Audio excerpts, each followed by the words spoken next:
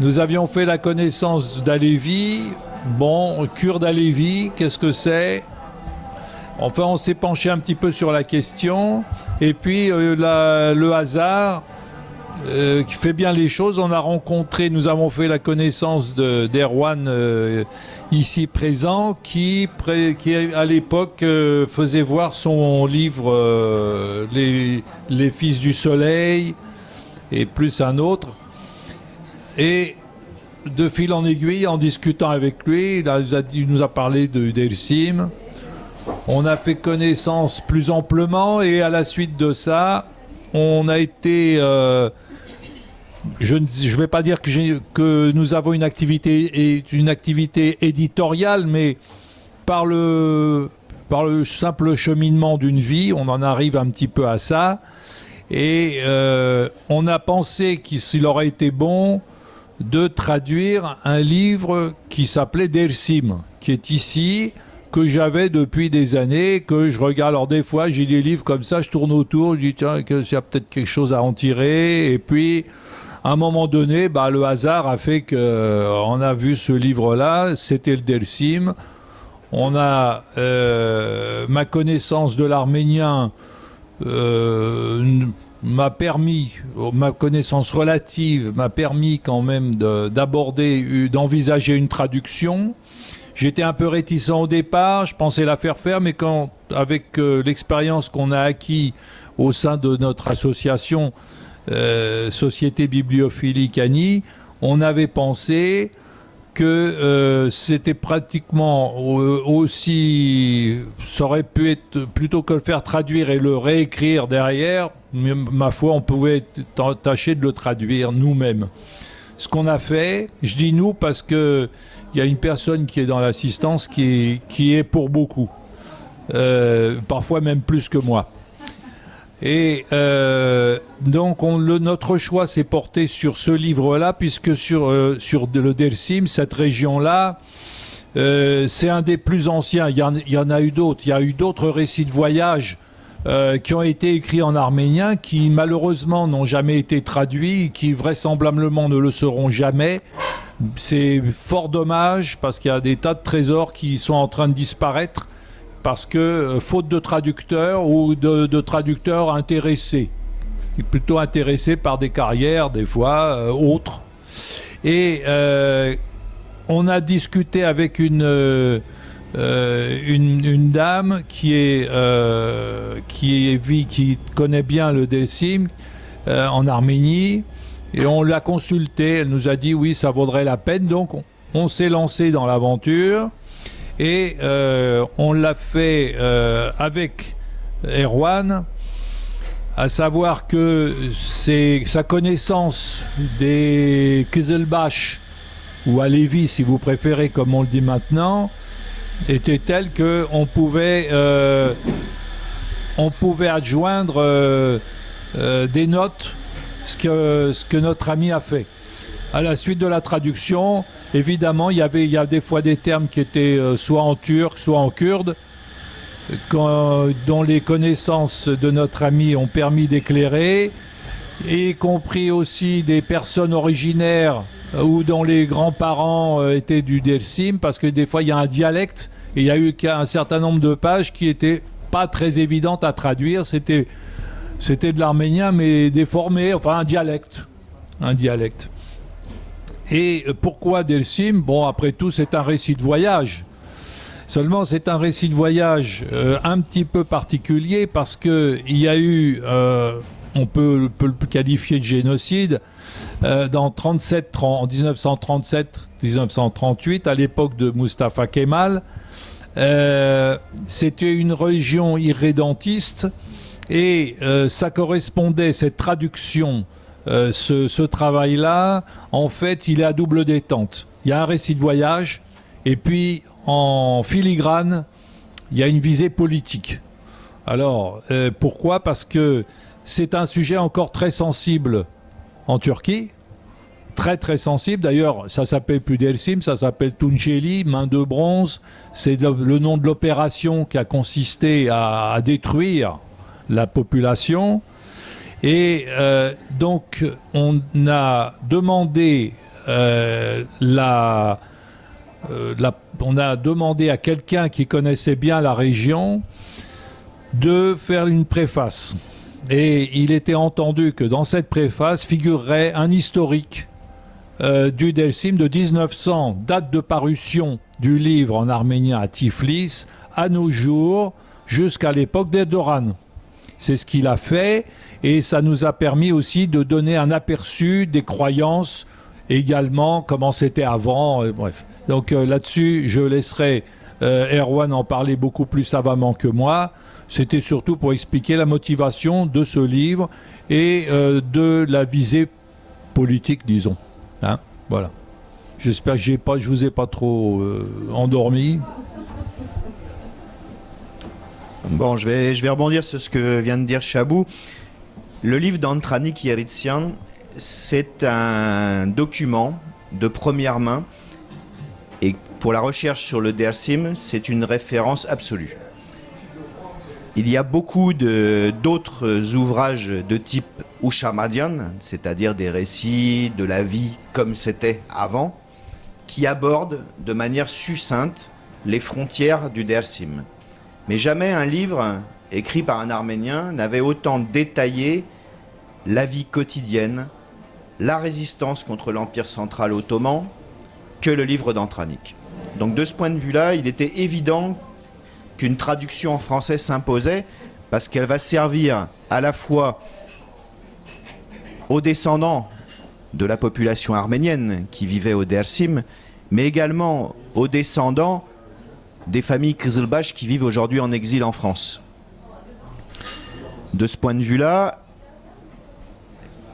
le travail qu'on a voulu mener est aussi un travail qui dépasse la simple traduction.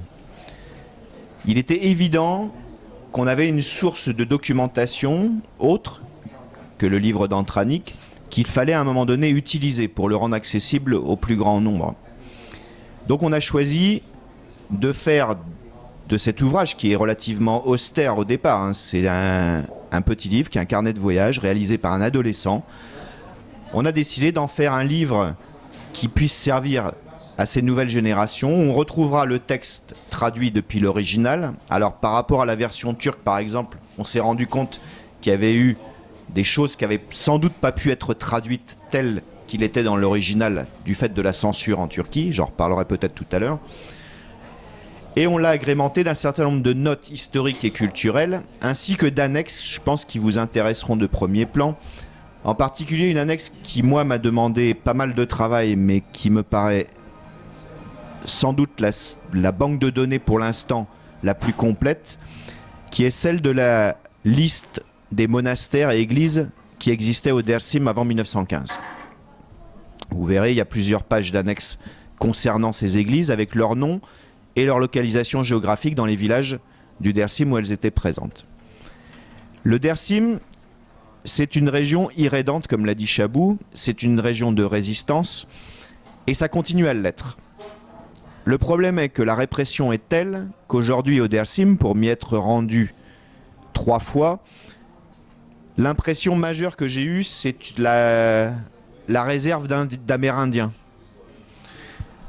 Imaginez une ville de quelques dizaines de milliers d'habitants, où il n'y a que 2 routes, une qui va vers Erzincan, l'autre qui va vers Alpert, où vous êtes filmé en permanence lorsque vous prenez ces routes, où dans le ciel, au lieu de voler des oiseaux, vous avez des hélicoptères Cobra, où vous avez des automitrailleuses dans les rues. C'est la première fois de ma vie. J'ai vécu au Liban et en Syrie avant la guerre, j'avais jamais vu d'automitrailleuses, moi, dans les rues.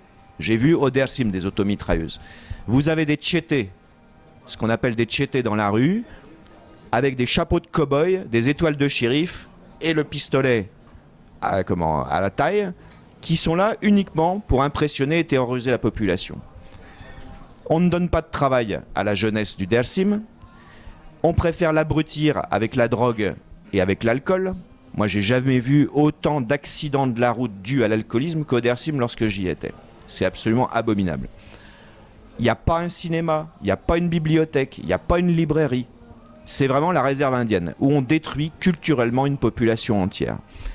On détruit une population entière, la population des Kızılbaş, et on détruit l'histoire des Arméniens. Moi, je me suis rendu dans des petits villages où les habitants Kızılbaş nous disaient « Ici, il y a un cimetière arménien.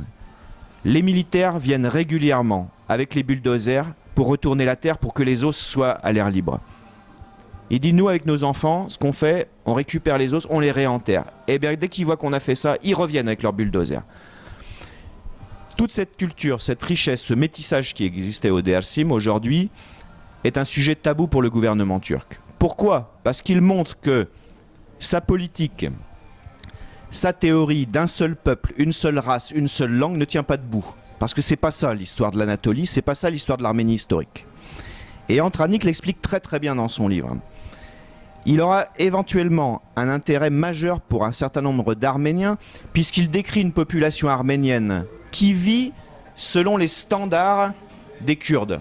Ils vivent en tribus, ils vivent en clans féodaux, avec des chefs de guerre, et donc c'est le clan des Mirakians dont il est question dans le livre. Et il y a aussi la description de la population Kızılbaş. Aujourd'hui, c'est devenu un enjeu, en particulier en Arménie, de voir derrière chaque Kızılbaş un crypto-arménien. De mon point de vue, ce positionnement qu'ont un certain nombre d'universitaires et de chercheurs arméniens en Arménie est assez dangereux parce qu'il va amener l'effet inverse de ce qui est attendu. Les Kızılbaş aujourd'hui, pour beaucoup, savent qu'ils ont du sang arménien, qui sont même peut-être d'origine arménienne, complètement, c'est-à-dire qu'il n'y a pas seulement une grand-mère qui dans la famille est arménienne, mais peut-être tout simplement, depuis des siècles, ils sont d'origine arménienne. Pour autant, ils vivent très bien le fait d'avoir du sang arménien, mais d'être de croyance alévi et d'être locuteur de la langue zaza ou de la langue kurde. Je dis ça parce que souvent, on a essayé de limiter l'arménité à la langue et à la religion.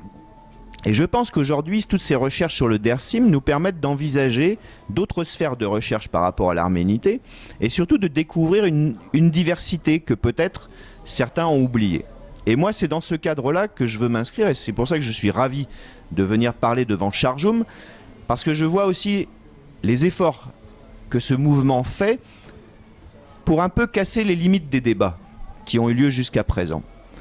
La plupart des Arméniens connaissent le terme Kızılbaş. On y reviendra tout à l'heure lorsqu'on peut-être on donnera une explication plus poussée. Et dans tous les récits du génocide, on retrouve à un moment donné, vous retrouvez ça dans Der Alexanian, dans d'autres ouvrages, on retrouve des anecdotes du genre, lorsque nous étions dans les colonnes de la déportation au moment du génocide, à un moment donné, on a traversé un village et ces gens, c'était des Kızılbaş, c'est les seuls qui nous ont donné à manger, qui ont essayé de nous protéger, qui nous ont donné leurs enfants pour qu'on les cache, etc., etc. Donc, chez les Arméniens, le terme Kızılbaş n'est pas inconnu. Par contre, il est vrai que la vie que menaient les Kızılbaş et les Arméniens au Dersim, c'est une histoire qui a été oubliée. D'où l'utilité, à mon avis, de vous fournir ce document, qui est un document, encore une fois, essentiel dans la recherche sur le Dersim, et qui permet justement de faire revivre ce passé que des barbares ont essayé de détruire. Je vais en arrêter là pour que tu puisses... Merci beaucoup. Alors, j'aimerais juste...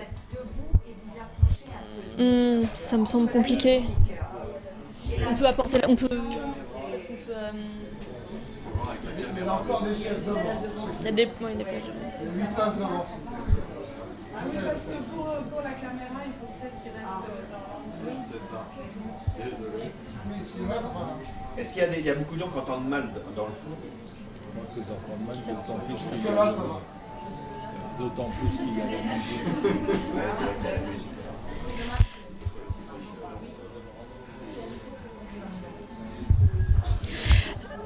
Oui, donc merci beaucoup à vous deux. Donc, comme vous avez déjà peut-être un peu, partiellement répondu, vous avez esquissé déjà des éléments de réponse à la première question qu'on aimerait vous poser. Comme vous l'avez dit, c'est donc ce livre est un récit de voyage, mais c'est avant tout peut-être un récit sur une région, le Dersim. Et donc ici, nous sommes dans une perspective pédagogique et de transmission, tout comme l'est l'ouvrage, je France. Qu'est-ce que c'est le Dersim? Pourquoi écrire sur cette région? Qu'est-ce qu'elle a été historiquement? Quelle est sa singularité? Peut-être au point de vue stratégique, géopolitique et ethnique, peut-être?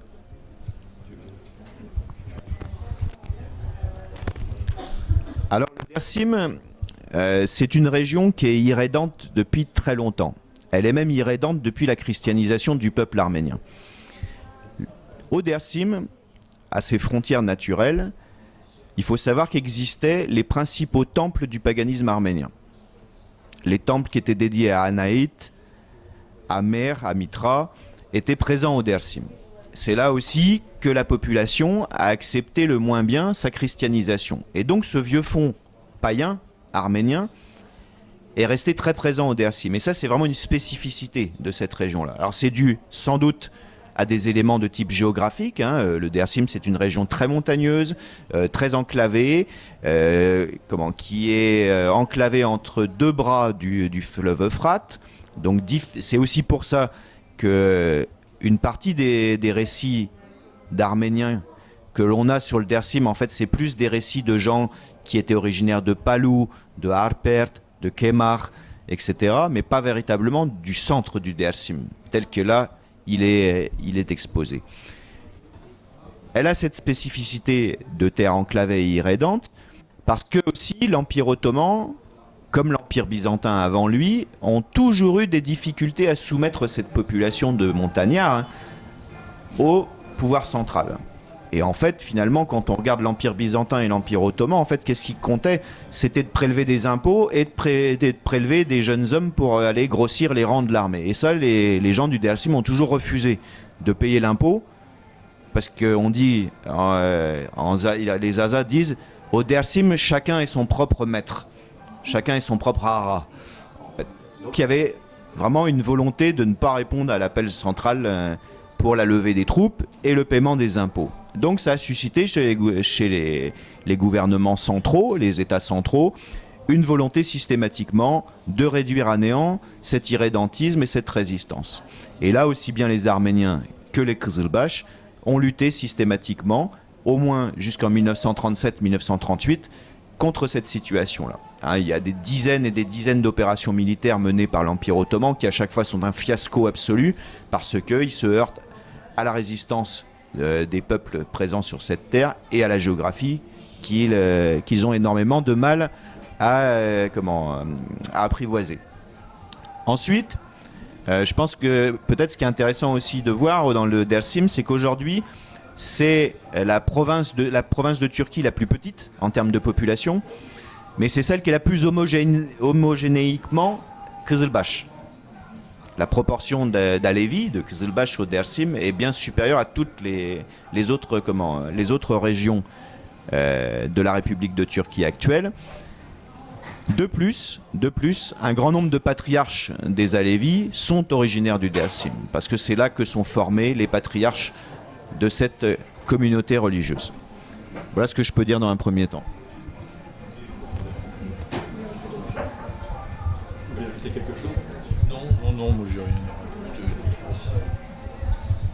Et alors justement, si je reprends le sous-titre, carnet de voyage chez les Kızılbaş, qui est un terme que vous avez utilisé, comme vous avez utilisé à Lévis.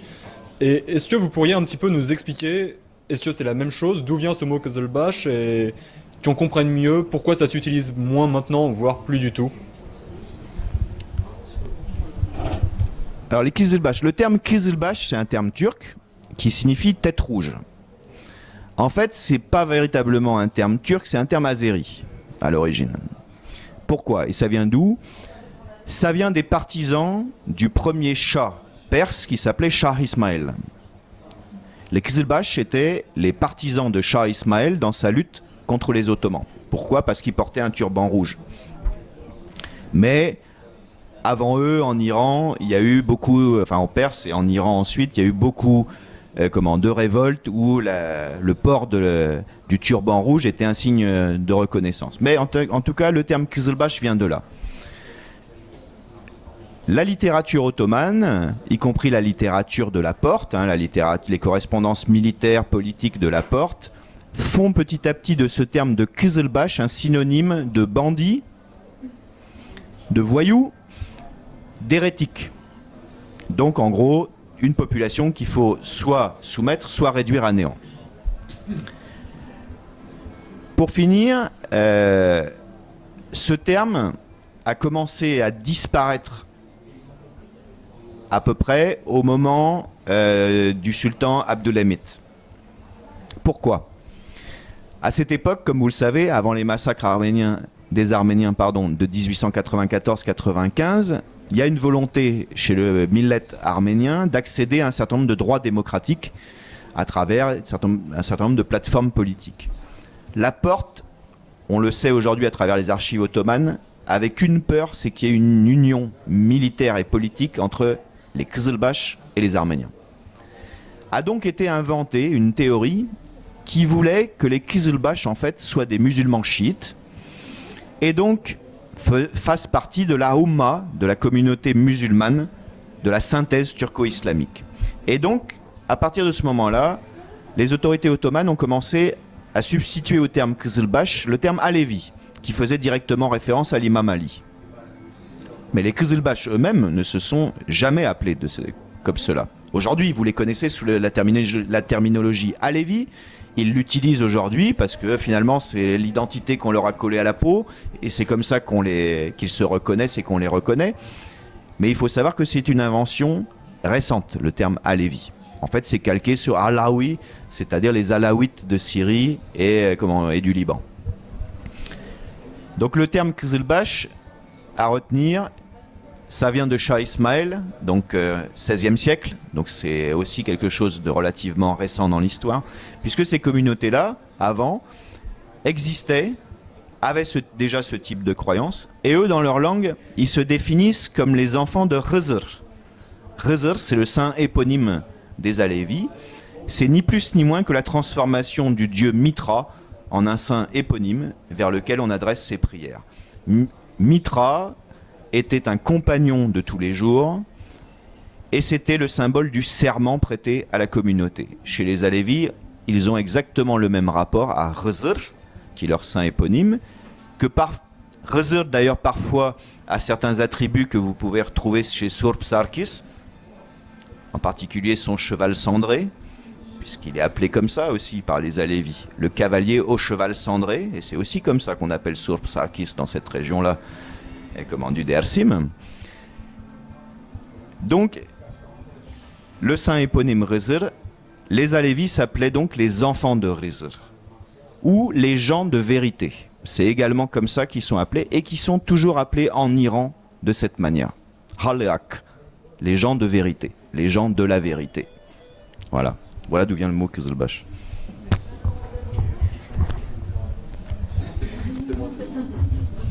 Et voilà. Et du coup, pour reprendre un petit peu plus sur le voyage et par rapport à la région du Dersim, qu'est-ce que ça représente à l'époque ? Ça se passe donc 1888-1895, les deux récits de voyage. Qu'est-ce que ça représente à l'époque pour un voyageur d'aller dans cette région du Dersim et peut-être en particulier pour un Arménien d'aller dans cette région ?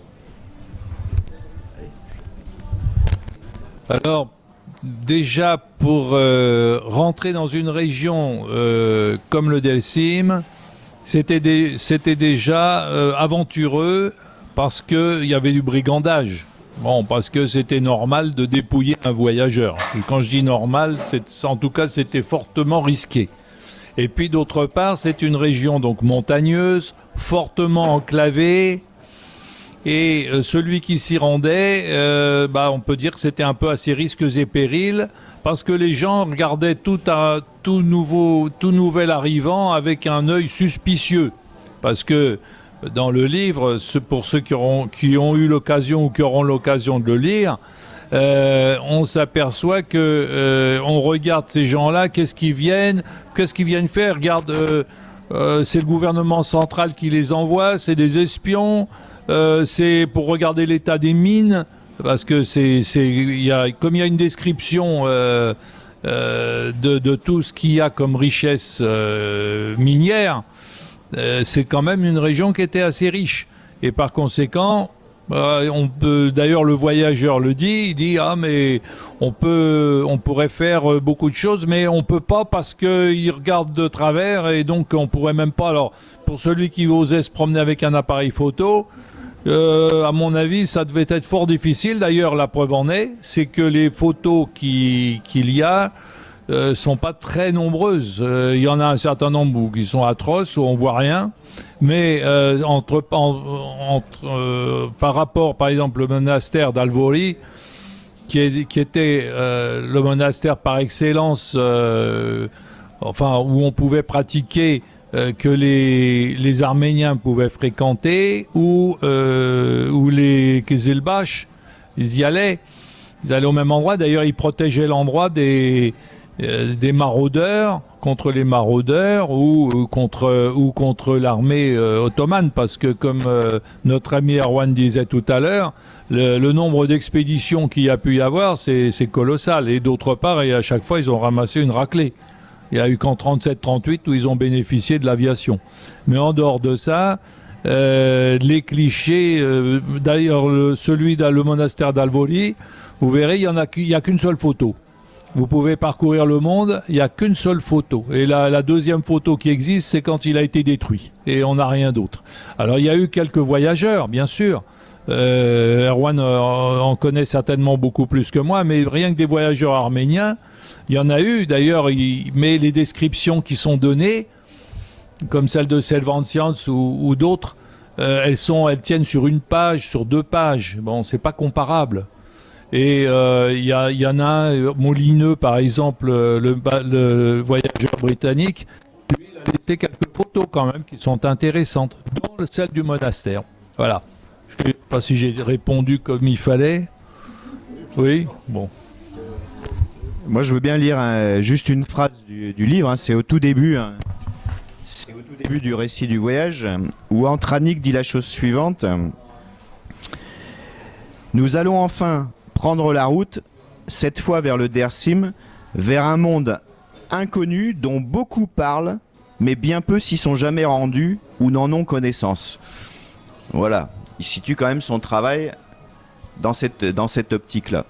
Et juste pour compléter, il y a une tradition effectivement au Dersim qui est de dépouiller les voyageurs. Alors ça, les Kızılbaş en sont victimes, les Arméniens en étaient victimes, et ça tient uniquement, alors ça c'est ma vieille formation marxiste qui va ressortir, mais ça tient au mode de production. C'est-à-dire qu'au Dersim, vous avez du nomadisme vertical et du nomadisme horizontal. Vous avez des tribus turkmènes qui pratiquent le nomadisme horizontal, c'est-à-dire qu'ils partent d'un point donné à un autre point, et les Kızılbaş qui pratiquent un nomadisme vertical, c'est-à-dire de la vallée jusqu'au sommet de la montagne adjacente.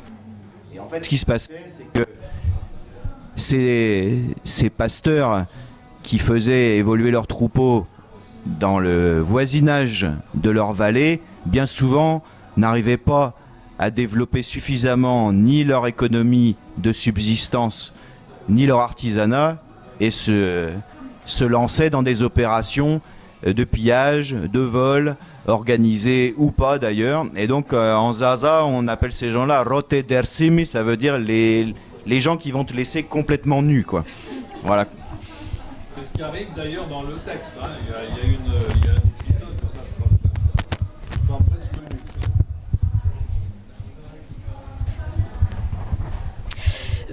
Vous parliez tout à l'heure de l'enjeu politique de la publication aujourd'hui d'un tel livre et de la traduction en français d'un tel livre. Donc j'aimerais qu'on parle du contexte de réception du livre. Pourquoi aujourd'hui, pour vous, c'est important, enfin ça a été important qu'un tel livre vis-à-vis de la France ou vis-à-vis de la Turquie, qu'un tel livre soit publié?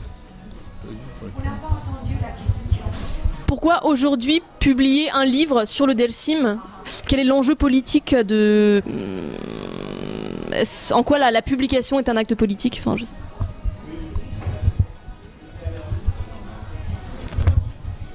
L'enjeu politique, il est forcément multifacette dans le schéma dans lequel on se situe.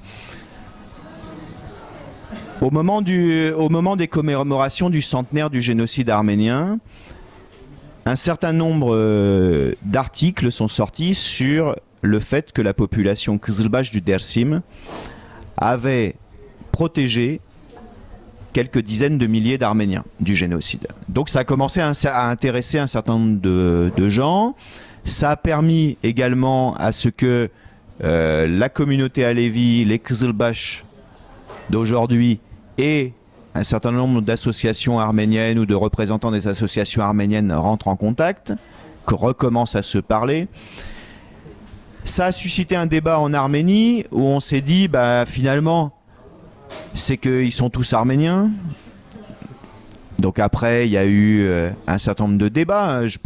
Par exemple, vous pouvez aller voir sur le site Repair, où il y a eu un certain nombre, moi j'ai participé à un certain nombre de débats, par exemple avec ma très bonne amie Erhanoush Aratian de Yerevan, parce qu'on n'utilise pas forcément les mêmes sources de documentation, les mêmes sources de recherche, donc le débat était riche aussi de ce point de vue-là. Enfin, il faut savoir qu'en Turquie, l'opération dite de la main de bronze, donc dite de Tunceli, qui a produit le massacre ou l'ethnocide de cette population, continue à faire l'objet d'un tabou absolu. Pour plusieurs raisons. Tout simplement parce qu'une partie des généraux qui ont participé à l'opération ou leurs descendants continuent à cacher un certain nombre de sources historiques qui ne sont pas accessibles aux chercheurs et qui prouvent la volonté génocidaire du gouvernement turc, et surtout qui prouvent la volonté génocidaire du gouvernement turc au Dersim en relation avec la question arménienne. On a des documents qui montrent que l'état-major turc en 1937 justifie de raser une partie des villages du Dersim, non pas parce qu'il y aurait des bandits ou des gens armés qui seraient opposés au pouvoir central républicain, mais simplement parce que ce sont des villages ou des communautés villageoises qui ont protégé des Arméniens. Ça, il existe des documents, on le sait aujourd'hui, historiques, qui prouvent cela. Donc forcément, il y a un enjeu, puisque tout ce qui crée finalement le ciment de l'État turc, c'est cette histoire de massacre. Le génocide arménien, le massacre et le génocide des Assyro-Chaldéens, l'expulsion et le massacre des Grecs pontiques, les Alévis qui se font massacrer d'abord à Koçgiri, ensuite à Dersim en 1937-1938, c'est une tache de honte sur la République de Turquie. D'où la volonté de masquer l'histoire, de la cacher. D'où aussi nous qui pouvons faire ce travail. Moi j'ai assisté à Yerevan en 2016, il y a eu une conférence sur le phénomène alévi anatolien, organisée par M. Garnik Asatrian, à l'université slavophile de Yerevan. Bon, on était un certain nombre de chercheurs et d'historiens présents pour discuter de cela. Quelques chercheurs étaient venus de Turquie, dans des conditions incroyables, en passant en taxi par l'Iran, etc., pour pas se faire repérer, tout ça. Moi, je suis resté en contact pendant 1 an avec ces gens-là. Aujourd'hui, ils ont préféré couper tout lien avec l'extérieur, simplement pour continuer à préserver leur chaire d'université. Parce que s'ils communiquent avec l'étranger, forcément ils vont livrer des secrets, forcément ils vont permettre à d'autres chercheurs de révéler des choses qui ne doivent pas être révélées sur le territoire de la République turque. J'ai vu avec mon premier livre sur le Dersim qui s'appelle Les Fils du Soleil, moi depuis je suis interdit de séjour en Turquie.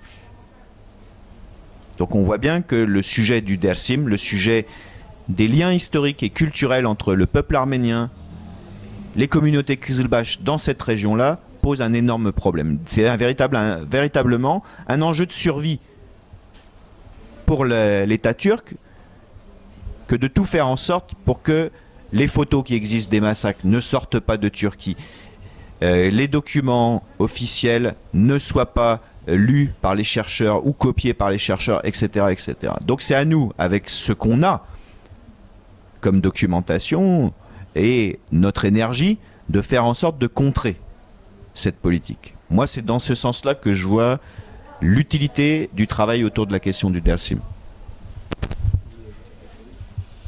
Non, moi, tout ce qui embête l'État turc, ça me plaît.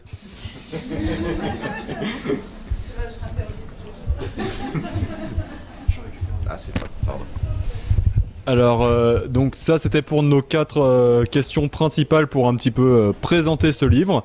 On va vous donner la parole, mais d'abord, je voudrais juste rajouter 2 petits points. J'ai oublié quand même de remercier le café qui nous accueille, donc merci beaucoup, parce que sans eux, nous ne serions nulle part. Et je voulais juste préciser, j'ai oublié de le faire en introduction, qu'il y a 2 stands aussi. Ce premier stand ici, où vous pouvez retrouver le livre d'Elsim, un autre sur les Alevis et un autre publié par Chapou Kibarian, excusez-moi. Et un deuxième stand pour Charles Joum, qui est donc l'association, entre autres, qui organise cette rencontre. Voilà, donc vous pourrez vous rendre sur les stands et bien sûr acheter si les choses vous intéressent. Maintenant, si vous avez des questions, nous vous laissons la parole sans micro, donc on vous demandera de vous lever et de parler le plus fort possible. La parole est à vous. Bon, alors, je prends la parole. Alors, est-ce que vous pourrez... Alors, en fin de compte, les Alevis Röselbach, comment s'appellent-ils eux-mêmes? Et puis, deuxième question, est-ce que vous pourrez nous parler plus en détail des Mirakians et comment ils se sont installés là? Est-ce que c'était des Arméniens autochtones ou comment ils se sont kurdifiés ou... Je ne sais pas.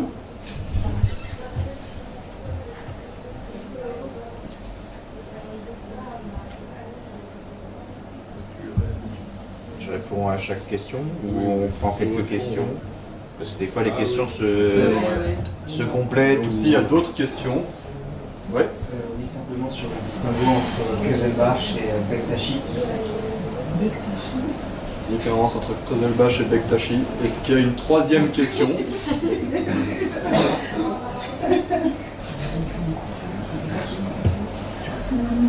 Pas de troisième question. Et ben moi je vais en poser une parce que j'en ai également. On a parlé des Kurdes, on a parlé des Zaza. Est-ce que c'est le même peuple, c'est pas le même peuple? J'ai entendu toutes sortes de théories à ce niveau-là, donc on va retourner sur les différences. Je ne sais pas qui répond. Vas-y moi, alors moi. Bon alors, sur la question des Kurdes et des Zaza.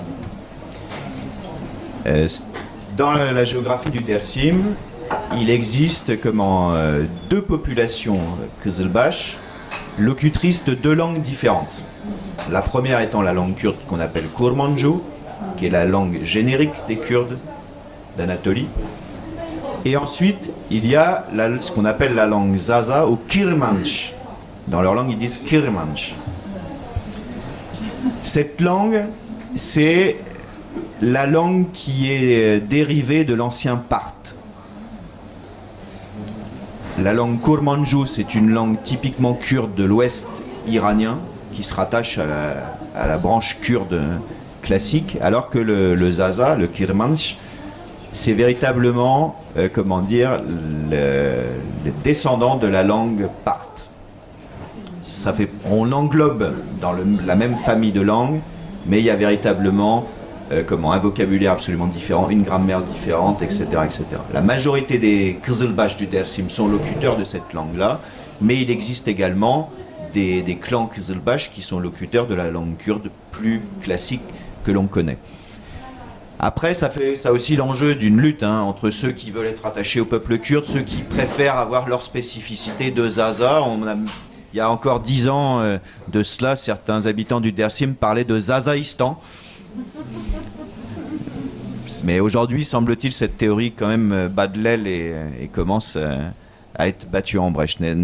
Quoi qu'il en soit, cette langue est également une partie importante de la culture Közelbach et je salue les travaux des différents linguistes qui tentent, malgré la répression en Turquie ou l'isolement ici en Occident en exil, de constituer des dictionnaires, des méthodes d'apprentissage de la langue pour les futures générations, parce que c'est très difficile, étant donné que cette langue, eux, ils n'en ont qu'une connaissance orale. Il n'y a jamais eu de manuel de langue kirmanche exprimé. Après, ce qu'il faut savoir quand même, parce que ça aussi en Arménie, il y a eu une tendance à confondre Zaza et Közelbach, parce que souvent en Arménie on nous dit tous les Zazas sont Közelbach. Non, il existe à peu près 30% des locuteurs de la langue zaza sont Kizilbash. Les 70% autres sont des musulmans sunnites, de rite chafite, comme la majorité des Kurdes, et ils sont très présents, par exemple, ces zazas sunnites, dans la région de Bingöl, Solhan, etc. Diyarbakir aussi. Alors que ceux du Dersim, qui sont locuteurs de cette langue-là, sont effectivement majoritairement Kizilbash. Il faut bien faire la différence. Pour ce qui concerne la différence avec les Bektashi, alors je vois tout à fait pourquoi la question. Il se trouve que les Alevis, souvent, arborent comme symbole le saint éponyme de l'ordre des Bektashi qui s'appelle Hadji Bektash Veli. Donc c'est devenu un symbole dans l'alévisme que ce Hadji Bektash Veli. Donc on confond souvent les Bektashi et les Alevis. Cette confusion, elle vient aussi du fait que les Bektashi, pendant très longtemps, ont eu un rôle majeur dans l'armée ottomane, en particulier dans le corps des janissaires. Donc, on pensait qu'il y avait une espèce de complot Kizilbash chez les janissaires visant, à un moment donné, à prendre le pouvoir à la place du sultan. En gros, on va dire un coup d'état militaire. Outre la symbolique d'Hadji Bektash Veli, dans l'alévisme, et les propos qui lui sont attribués, c'est-à-dire il y a un certain nombre de maximes attribuées à Hadji Bektash Veli, qui sont des maximes de type très démocratique, qui portent sur le libre arbitre, sur la tolérance. Donc c'est des phrases qui sont souvent répétées par les Alevis comme faisant partie de leur identité philosophique. Si on enlève cela, il n'y a absolument aucun lien théorique et historique avec les Bektashi. Je me suis rendu personnellement à Tirana, au siège de l'ordre Bektashi, ce qu'ils appellent le centre mondial du Bektashisme à Tirana, et j'ai rencontré le Baba, parce qu'ils disent pas Dédé, ils disent Baba, les Bektashi. J'ai rencontré le numéro 2 des Babas là-bas, et je lui ai posé la question. Je dis, comment vous voyez les Alevis de Turquie? Pour vous, c'est quoi? Il dit, la différence majeure que nous avons, c'est qu'eux ne sont pas musulmans, alors que nous le sommes. C'est-à-dire que les Bektashi se considèrent comme une confrérie de l'islam, une tariqat, alors que les Alevis, pour eux, ne font pas partie de l'islam. Alors néanmoins, il reste cette symbolique d'Hadji Bektash Veli. Mais on peut voir aussi qu'il y a une symbolique chiite chez les Alevis aujourd'hui. On emprunte l'imam Ali, on emprunte l'imam Hussein, du chiisme duodécimain. Maintenant, depuis les années 1950, on fait un jeûne chez les Alevis pour la bataille de Kerbala, ce qu'on appelle le jeûne des 12 imams, mais qui n'existait pas avant les années 1950.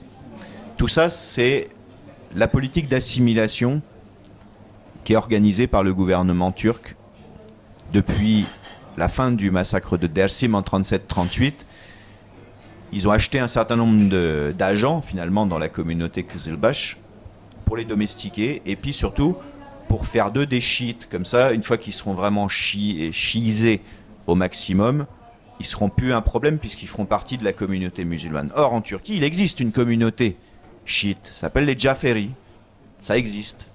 Et si les Alevis n'ont pas trouvé l'utilité d'aller se ranger dans le rang des chiites duodécimains, c'est bien pour une simple et bonne raison, c'est que la symbolique imamite des chiites, les Alevis y mettent un contenu totalement différent.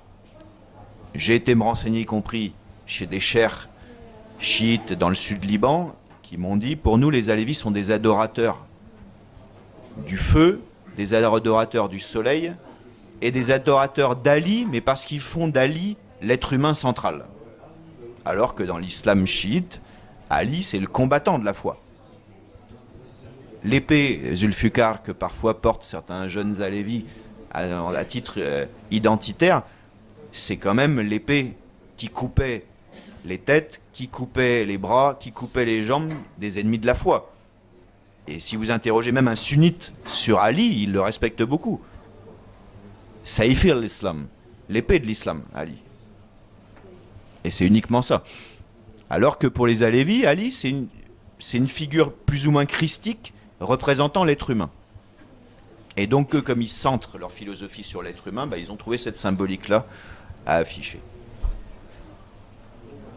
L'appellation propre des Alevis, je le disais tout à l'heure, pour ceux qui habitent le Dersim, ils se nomment les enfants de Rizq.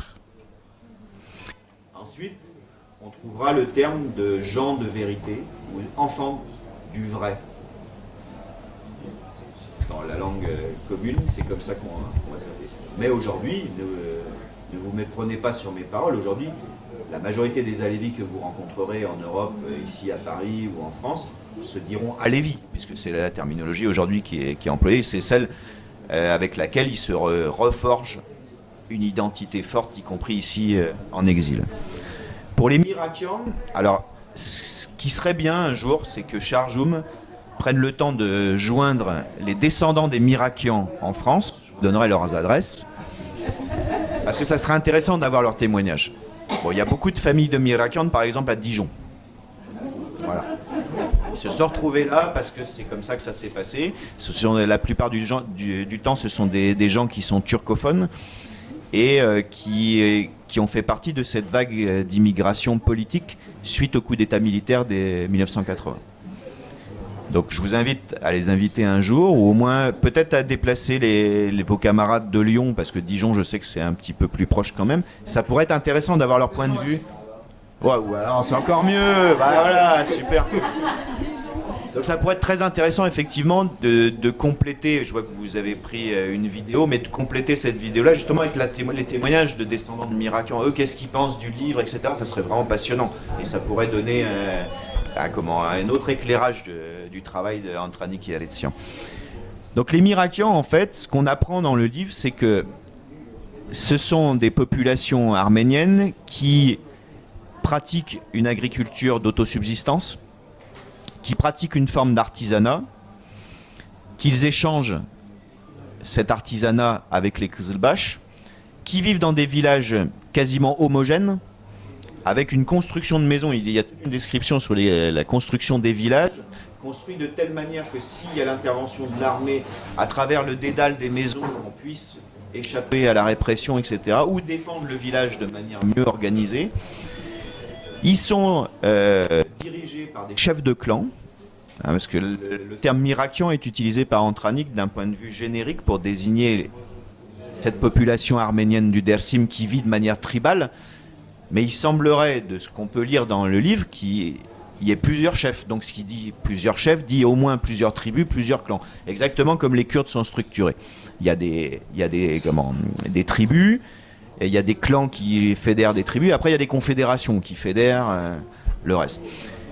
Donc il est probable que ce qui est décrit par Antranik soit un phénomène qui soit sans doute pas unique au Dersim, mais en tout cas qui soit encore vivant à cette époque-là au Dersim. Au Dersim, il faut savoir aussi ce qui est raconté, y compris par les Arméniens du Dersim, qui est assez intéressant à savoir pour vous, c'est que contrairement à ce qu'on pourrait penser, les conversions à l'alévisme de la part d'Arméniens ne datent pas du génocide.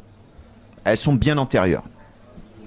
On a retrouvé la première trace historique qu'on a de conversion, c'est un document qui est écrit en Osmanlı, en ottoman, sur une peau de gazelle. Il y avait des gazelles à l'époque. Au Dersim, il y avait des lions, etc. Bref. Et ça date de 1601.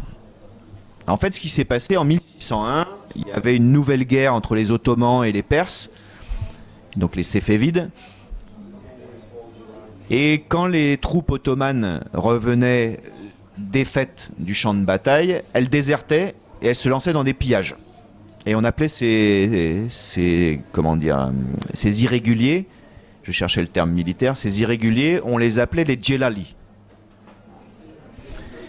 Et ce que dit le document dit qu'à un moment donné, il y a un prêtre arménien qui a demandé la protection de toute sa communauté, c'est-à-dire 2000 personnes à l'époque, et qu'il a demandé à se convertir à l'alévisme pour protéger sa communauté des Djellali. Donc en gros, il avait le choix entre se convertir à l'islam sunnite pour être protégé par l'Empire ottoman, ou se convertir à l'alévisme pour être protégé dans la géographie du Dersim. On voit le choix qui a été fait. Il y a d'autres conversions au XVIIIe siècle. Et apparemment pour des raisons qui sont dues à la levée d'une nouvelle armée et le refus de la population arménienne d'envoyer ses enfants dans l'armée. Ce qui était un phénomène nouveau. Parce que jusqu'à présent, on disait toujours l'Arménien est l'enfant fidèle de la porte et il envoie ses enfants combattre, etc. etc. Là, apparemment, les Arméniens du Dersim ont refusé d'envoyer leurs enfants à l'armée ottomane. Donc il y a eu aussi des demandes de conversion à ce moment-là. Et ce qui est intéressant pour moi qui fais mes recherches sur l'alévisme, c'est que moi les alévis m'ont toujours dit qu'on ne pouvait pas se convertir à l'alévisme. Qu'on naissait alévi, mais qu'on ne pouvait pas le devenir par conversion. Or, historiquement, on voit que ce n'est pas ce qui s'est passé. Alors après, ça explique aussi un certain nombre de choses chez les alévis, comme l'emprunt, par exemple, de beaucoup de traditions arméniennes. Et je pense que ces populations, partiellement christianisées, parce que comme je le rappelais tout à l'heure, le Dersim était quand même le centre du paganisme arménien, ces populations partiellement christianisées, soumises à une oppression, ont cherché l'aide de gens qui ont finalement une approche philosophique et religieuse assez ouverte, et y amènent avec eux un certain nombre de traditions. Les alévis du Dersim, par exemple, ça va vous faire sourire, à Pâques, ils peignent des œufs en rouge, mais ils ne savent pas pourquoi. Ils appellent ça akesur, on fait ça, quoi. Et je leur ai expliqué, j'ai dit, mais vous savez, les Arméniens, ils font ça, hein. C'est vraiment traditionnel. Ah ouais, c'est bien. Mais nous, on fait ça. Bon, ok. Vous avez le personnage, peut-être ça se connaît moins maintenant pour les jeunes générations, mais il y avait le pseudo-Père Noël arménien, parce que c'est pas vraiment le Père Noël, Garant. Pour les alévis, par exemple, du Dersim, la fête de Garant, c'est quelque chose de très très fort pour eux. Tous les ans, il y a des gens qui viennent grimer. Alors c'est tout un folklore très organisé. Donc il y a le personnage de Kalog Hagagant, comme ils disent, donc qui est un vieux personnage, un sage, accompagné de sa femme et d'un type qui est peinturluré en noir et qui fait office plus ou moins de père fouettard. Et donc on fait de maison en maison, on vient égayer la veillée nocturne des gens, distribuer des choses aux enfants, etc. etc. En tout cas, pour ce qui est sûr, c'est que c'est une très très vieille tradition perse. Et donc c'est pas étonnant de voir et les Arméniens et les Kızılbaş continuer à faire vivre cette tradition-là. Hein, cette tradition existe dans l'ouest de l'Iran depuis le 2e siècle avant Jésus-Christ. Donc c'est quand même assez chouette de voir que ce genre de tradition communautaire continue encore aujourd'hui à vivre. Un autre élément qui m'a été rapporté, et ça je l'ignorais complètement, chez les alévis, l'alévisme est une croyance, un système de croyance initiatique. Donc il y a un certain nombre de stades à traverser pour avancer vers ce qu'on appelle Insan Kamil, c'est-à-dire l'être humain parfait. Donc chez les petits garçons alévis, il y a un certain nombre d'étapes à franchir. Le serment, le ceinturage symbolique, le parrainage, etc., etc. Et chez les petites filles, à chaque fois, les jeunes filles à Lévis me disaient, mais nous, on n'a rien. C'est quand même, c'est grave. Hein. Les garçons, ils ont ces séances initiatiques, mais nous, on n'a rien. Et en fait, il y avait une tradition qui voulait que chez les alévis du Dersim, on faisait prendre un bain, une forme de baptême. En fait, on faisait prendre un bain à la naissance d'une petite fille en mélangeant 12 plantes médicinales différentes. Et on retrouve un petit peu cette description dans le livre Antarouk. Alors en plus, à l'époque, là, parce qu'on est quand même fin du 19e siècle, en plus de ce chaudron où macèrent ces plantes médicinales, on met un arec au-dessus. Parce que ça porte aussi son effet. Voilà ce que je peux répondre en espérant ne pas avoir été trop long. Chapeau, quelque chose à ajouter? Non, je crois que ça a été un exposé fort savant, donc j'ai pas grand-chose à rajouter. Non, vraiment. Je crois que non, après on rentre dans l'anecdote. Est-ce qu'il y a d'autres questions? Alors moi je serais très intéressée par la langue en fait. Le problème de la traduction, parce que d'après les quelques éléments que tu donnes en version originale, on se dit que c'est pas facile à traduire tout ce dialecte-là qui est à moitié arménien, à moitié turc. Comment tu À t'es vrai dire, débrouillé? je me suis débrouillé, j'ai fait ce que j'ai pu, j'ai inventé quand j'ai pas trouvé.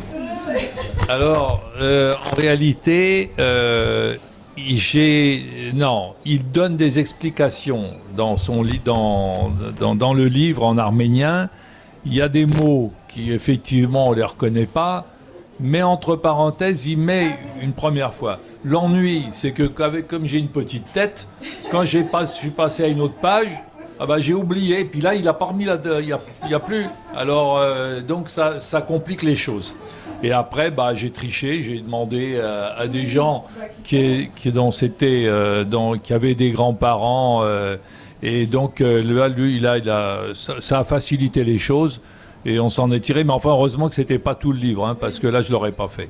Mais sinon, c'était bon. Ça avait un côté sympathique, mais à petite dose. Hein. Voilà. Ouais. Non, ouais, ça. Et puis, on s'est amusé. Alors, on a quand même. On est en train de parler un petit peu du technique. On a eu, alors, Erwan, en dehors de la présentation de l'ouvrage et des annexes qui sont effectivement importantes, puisque ça ne s'est jamais fait, hein, dans les autres langues. Il y a eu quand même il y avait les notes d'auteur, parce qu'il y en a quand même un certain nombre. Et comme l'avait dit tout à l'heure, effectivement, elles n'ont pas été traduites dans la version turque. Pourquoi ? Parce que c'est des sujets des fois sensibles, il n'avait pas la possibilité.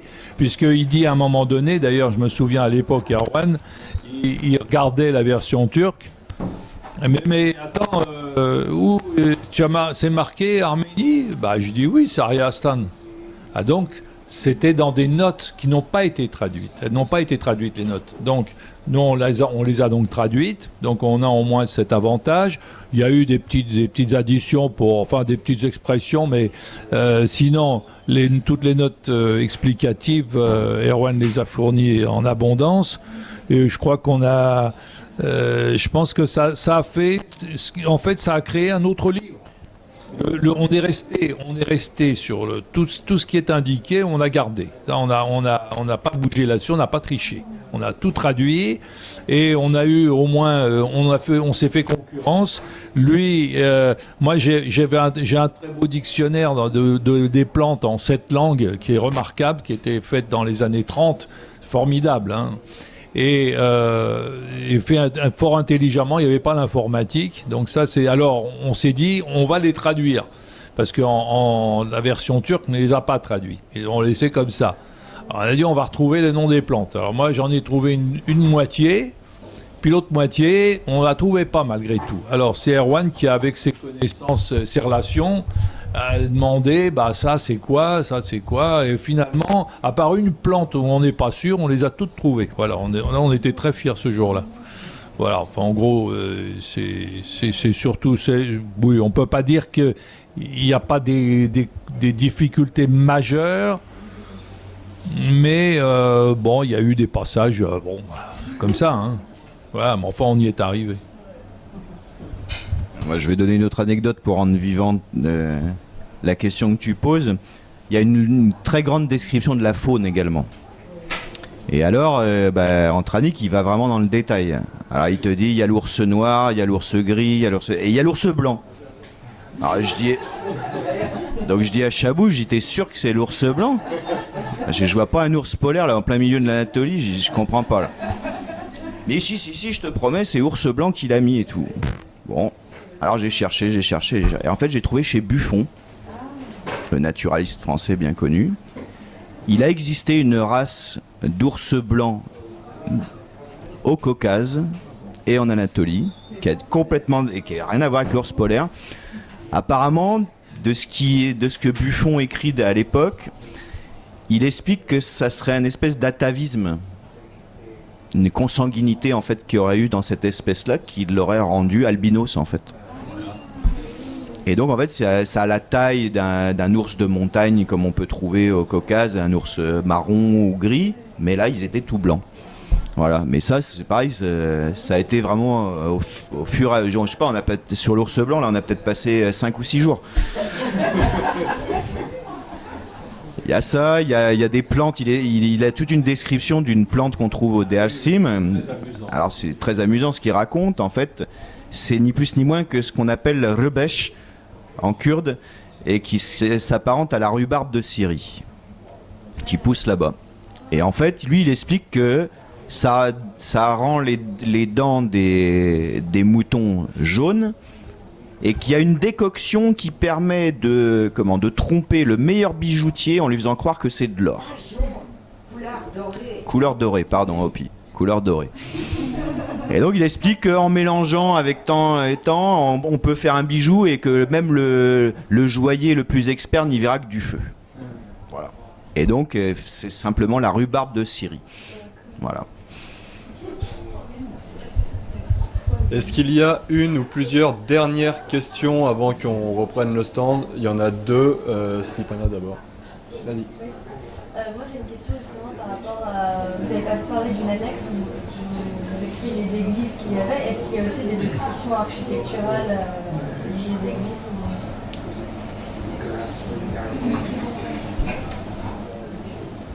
Elie? Par rapport à l'historique contemporain de la région, vous avez décrit l'espèce de chimie du gouvernement qui se disait en cow-boy. Est-ce qu'il y a un désarmement avancé de la population civile dans la région, ou est-ce que, comme dans les régions à l'est de Diyarbakir, il y a quand même une population qui est assez armée et qui, on va dire, peut se défendre face à la violence de l'État? Une troisième et dernière question.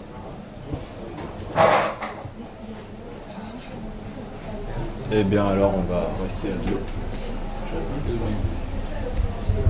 Alors sur la description architecturale, malheureusement on n'en a pas, parce que le souci c'est qu'il reste aucune possibilité, y compris de photographier d'un point de vue aérien les fondations de ces anciens établissements religieux arméniens.